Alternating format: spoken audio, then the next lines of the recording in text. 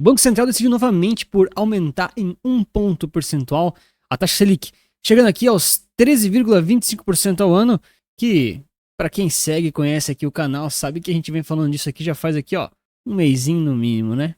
E vamos entender no vídeo de hoje, então, para onde vai essa taxa, como é que isso impacta o mercado e, claro, como é que você faz para ganhar dinheiro com as taxas subindo. Então o Copom ontem definiu a nova taxa Selic, 13,25% ao ano, e aumentou aqui em 1 ponto percentual. Essa aqui é a ata do Copom, basicamente, tá bom? Lá do site do Banco Central do Brasil. E isso aqui é muito importante, porque eles dizem aqui qual que é a expectativa para as próximas reuniões. E essas expectativas que eles colocam aqui, o mercado de certa forma reflete no preço dos juros futuro, no preço dos títulos que eles vão comprando e no preço também que eles vão botando na bolsa e em outros ativos de risco. E aqui eles dizem claramente o seguinte, né? Diante da continuidade de cenário adverso para a convergência da inflação, ou seja, a inflação, no parecer aqui do Banco Central, não está sendo bem segurada, né? Não tá dentro da meta, se a gente for analisar aqui, né?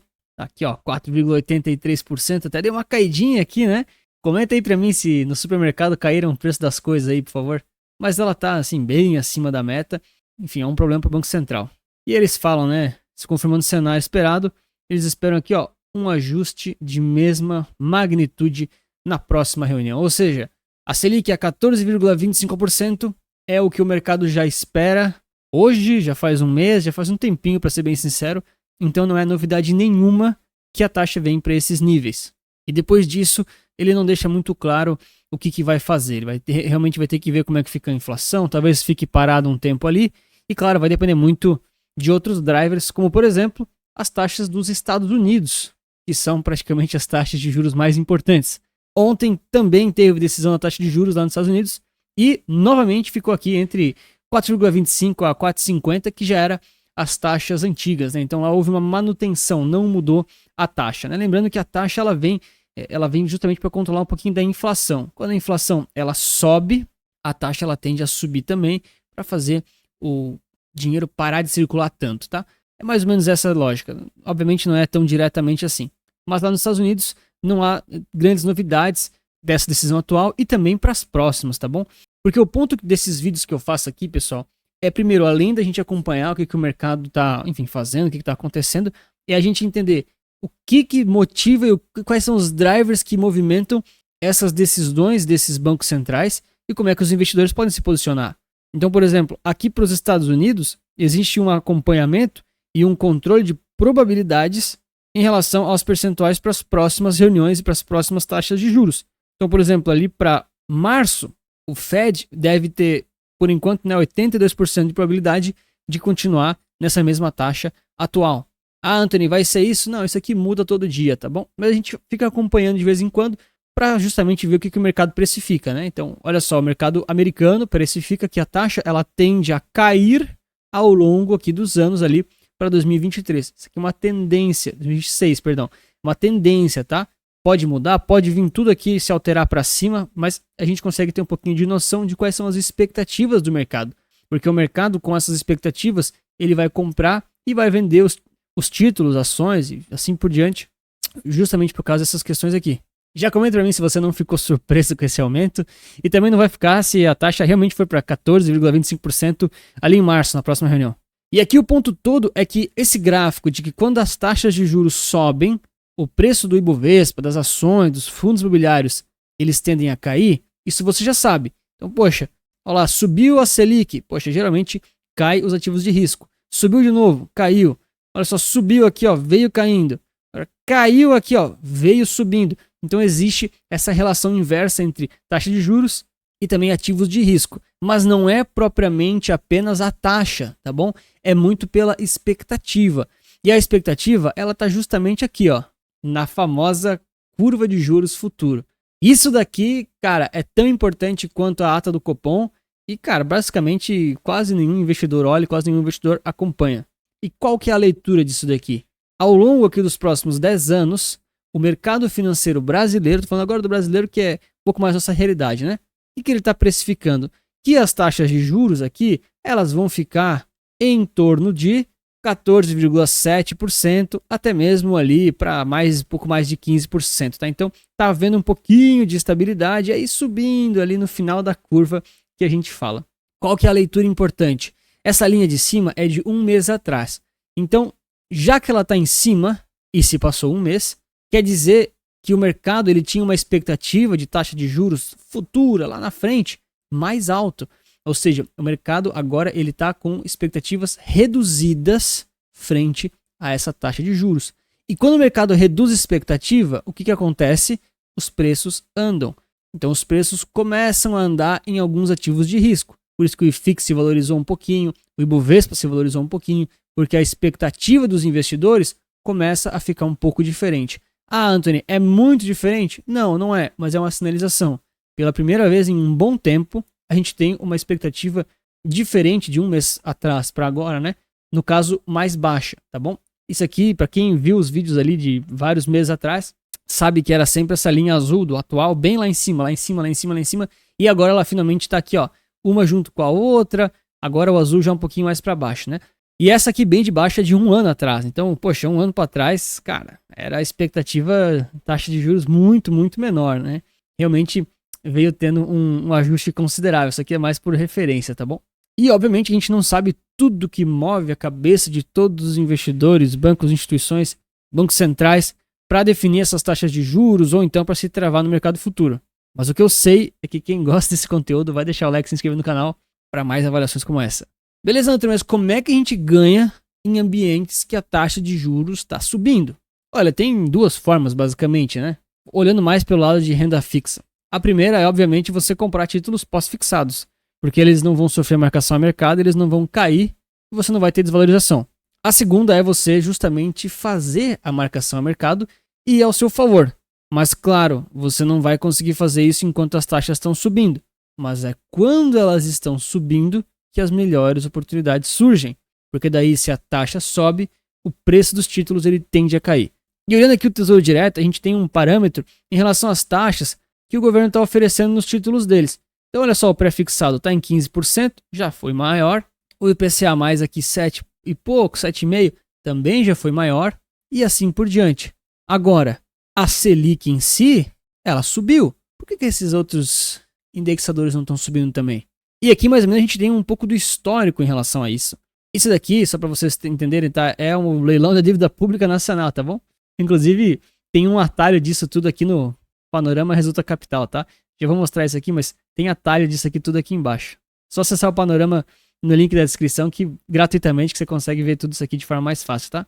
E aqui nos leilões a gente só consegue avaliar assim de forma bem rápida, sem pegar muito detalhe, né?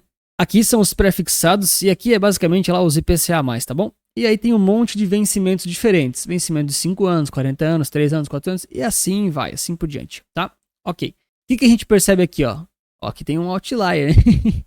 IPCA mais 8,5. Cara, quem conseguiu pegar aqui? Bom, a leitura que fica é a seguinte, tá? O pré-fixado, ele vem de uma alta muito considerável aqui ao longo dos meses, né? Isso aqui é semanalmente, tá? Mas ao longo dos meses ali do ano passado, vem tendo leilões que cada vez mais estão pedindo taxas. Chegou aqui, até mais alto aqui, os 15,6, aqui ó, que chegou a 15,5, ok. Mas agora ele está um pouco estagnado. Notem como a partir ali, já de dezembro até agora, as taxas não subiram mais. Ou seja, os pré-fixados podem estar chegando no seu limite de alta. Podem, tá? Isso aqui em 2016, se não me engano, chegou até bem mais alto, tá? Mas, cara, são preços aqui consideráveis, tá bom? Em valor de remuneração dos títulos, das taxas, né? E aqui em relação aos IPCA+, o que a gente percebe? É que ainda vem tendo uma certa alta aqui nessas taxas em relação a esses títulos e a esses prêmios, tá bom? Mas já não é também uma alta tão considerável quanto era antes. Pode ver que eles chegaram aqui entre 7,5 e 8 e estão ali dentro, já não estão mais se alterando tanto. Também pode sinalizar algum tipo de taxa suficientemente boa para o mercado realmente começar a se travar. Até porque, da mesma forma que essas taxas pararam de subir, as taxas que o governo dá de remuneração, o mercado às vezes já comprou isso aqui, já entendeu que isso aqui tá bom para agora, para o risco de agora, e está refletindo aqui já na curva de juros, né? Já está, por exemplo, vendendo a curva de juros porque se ele vende essa curva de juros, essas taxas aqui, ó, tendem a cair também e os títulos deles tendem a se valorizar. Olha, aqui no panorama a gente tem uma visão um pouquinho mais clara. Deixei aqui só o DI futuro, que é essa taxa de juros futura, tá bom? Peguei aqui o contrato mais curto ali, só para a gente ter noção. E aqui embaixo, outros dois exemplos em relação aos pré-fixados e aos IPCA+, né? Então a gente percebe que eles... Ó, vou até esconder aqui, só para ficar bem claro de vocês verem. Eles vinham aqui, ó, numa desvalorização, ali desde agosto de 2024, né? Poxa, chegou a cair aqui 5%, chegou a cair 4 e pouco, 4,5%, e agora eles começam a se recuperar um pouquinho. O que são esses ETFs aqui? Isso aqui são ETFs de títulos públicos. Um deles é de pré-fixados, que é o Fixa 11, e o outro é de IPCA+, né? Eles pegam uma cesta inteira de títulos IPCA+, que é o IMAB 11. Então eles começam a ter uma valorização agora, justamente porque estão reagindo às expectativas do mercado. Então, não é porque vai subir os juros na próxima reunião que obrigatoriamente tudo que é ativo de risco vai continuar caindo. Às vezes o mercado já precificou isso, agora o mercado já está começando a virar a mão. Tem que ficar atento a isso. O que move o mercado financeiro são as expectativas, não os números que ficam saindo de agora. Os números também movem, tá bom? Porque às vezes eles são inesperados, tá? Mas muito mais importantes são as expectativas. E esse assunto aqui dos ETFs de renda fixa é tão importante que, ó, vou dar uma palhinha, tá? Eu separei aqui, ó, um mega resumão, que nada mais é do que uma série de vídeos que eu vou fazer agora em fevereiro, e eu vou abordar todos os ETFs de renda fixa do Brasil. Cara, isso aqui é o tipo roteiro, tá quase pronto, tem que terminar ainda, não tô tendo tempo. E aí a gente vai falar de pré-fixado, pós-fixado, os híbridos que são IPCA+, quando que é melhor comprar um, quando que é melhor comprar outro, inflação implícita, a gente vai entender tudo isso. Eu vou fazer uma sequência de vídeos, uns 4 ou 5 vídeos seguidos, e aí o pessoal vai poder assistir, enfim, né, interagir e contribuir com as suas ideias. Mas justamente para esclarecer isso para as pessoas, porque eu sei que tem muita gente agora falando, pô, é hora do pós-fixado, porque o pós-fixado tá alto, né, subiu aqui a taxa de juros. Cara, é verdade, o pós-fixado é sempre bom, né, o pós-fixado é muito tranquilo. Agora, para você que gosta de renda fixa dinâmica e entende um pouco mais disso, sabe que as taxas de agora, elas historicamente falando, são muito interessantes e podem aí beneficiar os investidores que souberem colocar isso no portfólio e, claro, de acordo com o seu perfil de risco e com a sua carteira.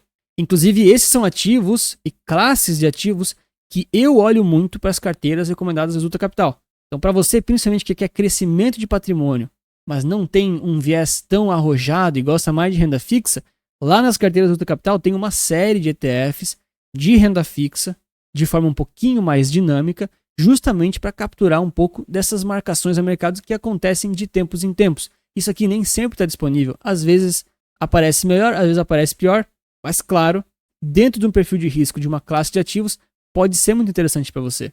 E se você não entendeu nada do que eu falei, tem aqui um QR Code na tela e um link na descrição com mais detalhes das carteiras recomendadas, tanto para crescimento quanto para renda passiva.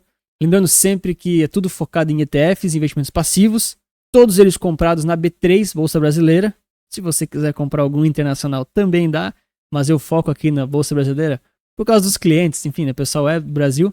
E claro, 100% livre de conflito de interesses. Resulta Capital é minha empresa, não devo satisfação para nenhum banco, nenhuma corretora, nenhuma empresa financeira. Tudo que eu indico é a minha opinião pessoal, que eu espero que seja muito bom para o cliente e também para mim. E claro, dentro das legalidades, porque eu sou um analista regulado pela PMEC. Então, tudo que eu faço aqui, legalmente eu posso fazer. Olha, se você ainda não entendeu a questão da expectativa da taxa de juros e dos ativos, estou deixando aqui para reflexão final o Ibovespa, o IFIX e o próprio DI, né, esses contratos futuros. E olha como o DI ele vem caindo devagarinho aqui ao longo de janeiro e o Ibovespa um pouquinho ele vem se valorizando. Esse movimento ele tende a ser de certa forma consistente, porque o DI ele reflete a expectativa dos investidores em relação às taxas de juros. Então hoje, que é um dia seguinte ao anúncio das taxas de juros que elas estão subindo e que teoricamente o mercado estaria despencando, o Ibovespa está subindo 2,80, tá? Isso está subindo muito. Obviamente existem outros fatores, obviamente existem outras questões, nunca é só uma coisa. O S&P aqui ajuda um pouquinho, é verdade, mas as expectativas são sempre as questões que mais importam. E aí no final do dia, a gente tem essa imagem aqui, né? O nosso mapa de calor da B3 bem verdinho, né? Subindo bastante. Então, empresas pesadas aqui, poxa, B3, o próprio Bradesco subindo mais de 5%. Vale aqui 4,6%. Caraca, bastante, hein? Petrobras também vem ajudando bastante. O setor financeiro aqui, de bancos, praticamente todos subindo consideravelmente. E assim por diante. E se você não gosta tanto de ações e do mercado brasileiro, e gosta de criptomoedas que estão muito mais ligadas ao dólar e ao Bitcoin, eu te recomendo esse vídeo aqui do Hash 11, o ETF cripto dolarizado com Bitcoin e outras cripto que pode te ajudar muito a diversificar os seus investimentos de forma diferente e ficar um pouco longe das variações das taxas de juros aqui, pelo menos do Brasil. Grande abraço, obrigado pelo seu like, inscrição e lembre-se que investir certo resulta capital.